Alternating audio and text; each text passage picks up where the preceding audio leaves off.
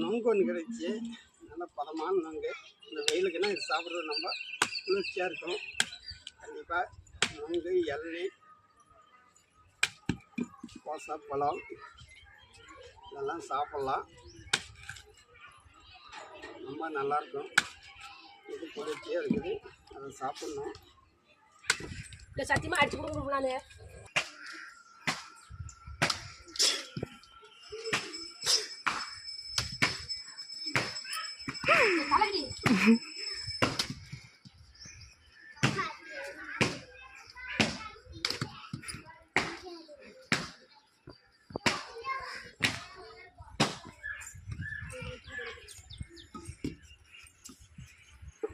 நான் சொல்லுப்பா.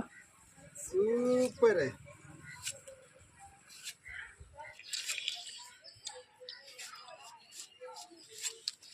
நீ சாப்பிடுப்பா.